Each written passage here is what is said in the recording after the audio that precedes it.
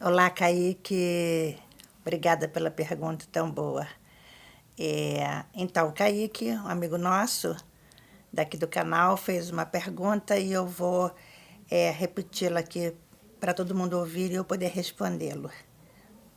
Bom dia, Ive. Bom dia, irmãos do canal Dharma com Atitude. Aqui é o Kaique de Resende. E eu gostaria de fazer uma pergunta sobre as questões dos yanas.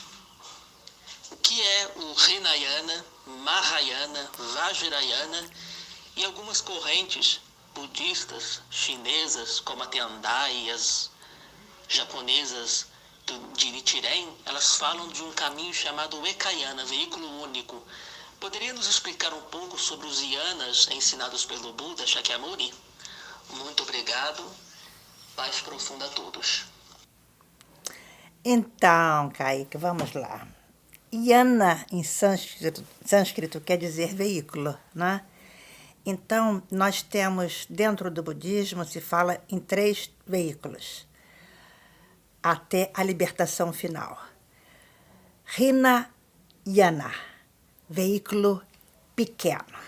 O que é um veículo pequeno? Você está inspirado a ir para a libertação por você quer ter uma paz profunda, você renuncia a tudo, você não saber de nada. Então, é por isso que é um veículo pequeno, é como se fosse de moto. Só cabe você. Isso não quer dizer que você não faça o bem para todos. Você alcança com o Hinayana o Nirvana. O que é o Nirvana? É a cessação de todas as aflições mentais. Não tem mais aflição mental. Não tem mais raiva, ciúme, inveja, egoísmo, ignorância. Você se torna um arhat. Você vê a vacuidade diretamente. Mas o você é o caminho do eu sozinho, ok? Isso é Hinayana. Aí nós temos o Mahayana. Maha é mega. É como se você fosse para a libertação de navio. Cabe muita gente. Por quê? Porque quem te inspira a fazer tudo pela libertação são os outros. Você quer se libertar, você quer ver a vacuidade diretamente, você quer se tornar um bodhisattva. Não mais um arhat, mas um bodhisattva, porque você mesmo tendo visto a vacuidade diretamente, mesmo já sendo um bodhisattva, você quer ficar ajudando a todos os seres. Então, é o caminho do Mahayana, é o caminho da bodhicitta, ou seja, da mente do despertar. Então, você é inspirado pelos outros e você faz tudo pelo outro, ok? Perdão, engoli errado. E aí, esse é esse caminho, Maha, mega. Vamos de navio, E aí temos o Vajrayana, Vajra, diamante, né? É o caminho do diamante. O que é um caminho do diamante? Um cortador de diamantes. Ele não é que ele lapida o diamante, ele vai cortando todas as coisas, ele é único. Então ele vai praticar o Tantra. Tanto que não é chamado Tantra. Eu estou falando isso só para ficar mais entendido, porque o Tantra é uma palavra que se corrompeu tanto que é muito melhor usar Vajrayana ou mantra secreto, ok? Então, nesse caminho, você vai de foguete.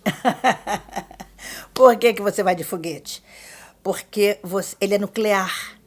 Você quer fazer tudo pelos outros, mas você tem muita pressa. Você quer chegar nessa libertação o mais rápido possível. Então, é como se você fosse de foguete e você vai, para isso, praticar o mantra secreto, o Vajrayana. Então, esses são os diferentes caminhos budistas, ok? Você fala de Ekayana. Ekayana é um termo em sânscrito que quer dizer um só caminho, como fosse uma jornada, a sua jornada espiritual. É um termo que vem dos Upanishads, que é toda, vamos dizer, a história da Índia, da sabedoria indiana.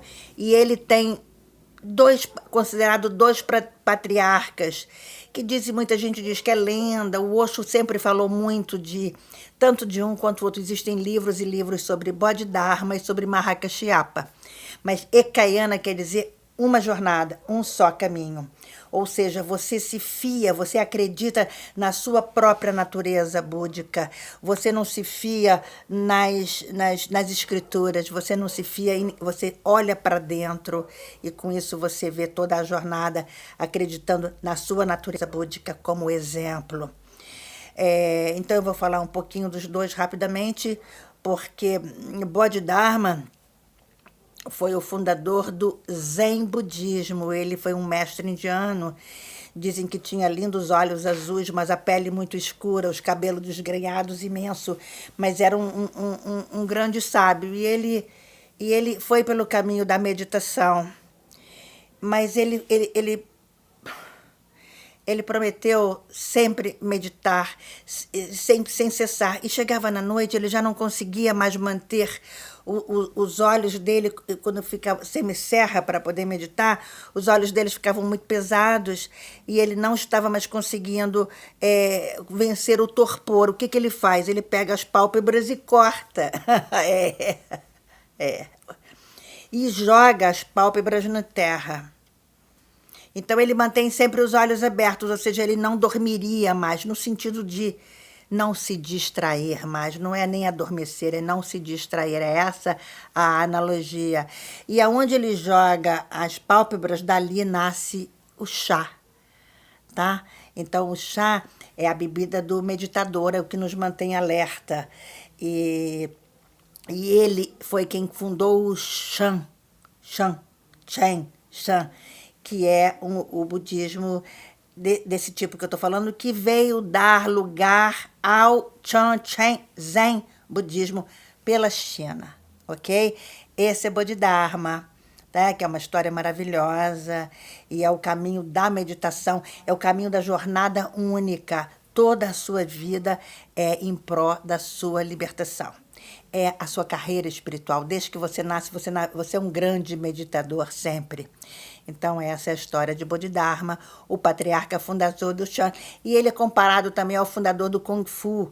Tem uma história por aí. Eu não sei bem dessa parte, mas qualquer um que está me ouvindo também pode procurar esse restante das lutas marciais que tem a ver com Bodhidharma.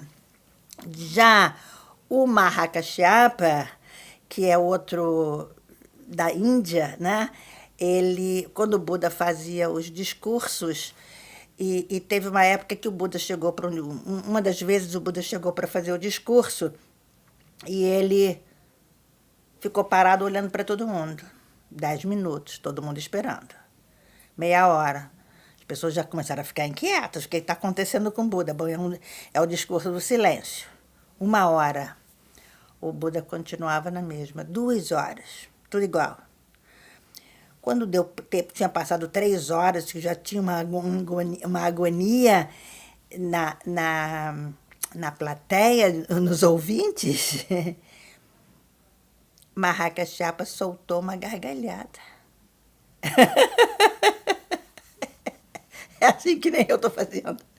Ele começou a rir. E aí Buda pega e joga uma flor.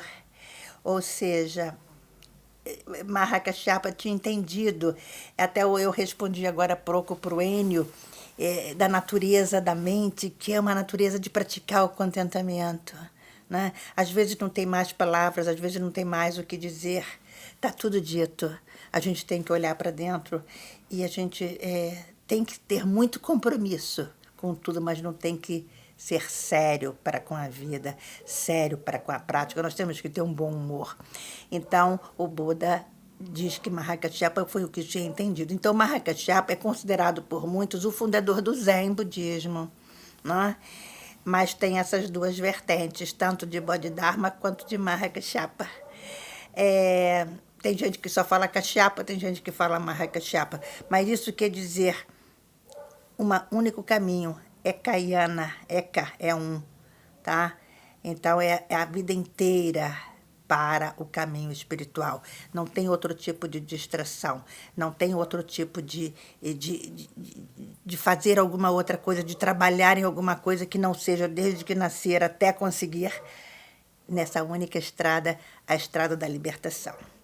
Então, essas são as yanas. E ainda tem uma outra yana que você não falou. Eu não sei nada de Nichiren, desculpa.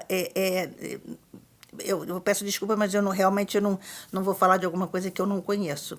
Mas dá para se procurar em outro lugar. Posso até um dia começar a pesquisar um pouco para te responder, mas eu não sei de Nitirém. Podemos aprofundar esses ianas. E temos também o caminho das Vimanas, né? Que é o Vimanakaya, que é muito interessante, que era a parte de como os Budas se transportavam, né? Então, assim, é como fossem esses veículos, né? Como naves espaciais, como tapete voador, e isso é muito interessante. Então, o dia que você escutar Vimanakaya, você vai lembrar desse outro Kaya, que é esse veículo do transporte dos Budas. Tem um texto que eu não me lembro mais qual, do Sutra, em que tem... Se alguém está na janela e que tem olhos para ver isso e vê um dos Budas passando de tapete, o outro voa de não sei o quê. Você já pensou que maravilha? Então, ter olhos para ver isso. Tem uma coisa que eu acho muito bonita que o Buda diz, que é assim, andar sobre as águas como Jesus andou requer tanto mérito como alguém ver uma pessoa andando sobre as águas. Então, para você ter visto Jesus ou ver alguém andar sobre as águas, é quase o mesmo mérito que você consiga andar sobre as águas. Que, na realidade, se fala muito que é mudar o elemento. Na hora que Jesus está caminhando, ele está transformando a água como fosse num gelo, né? Ele está solidificando a água e pode andar. É uma coisa assim, não sei explicar direito como seria, mas é uma força sobre todos os elementos, né? Em que você vai modificando o estado das coisas. Mas os ianas são esses, e é belo, né? Que a gente possa ser qualquer um desses veículos de todo o coração, com todo o nosso esforço entusiástico. Gratidão, Kaique.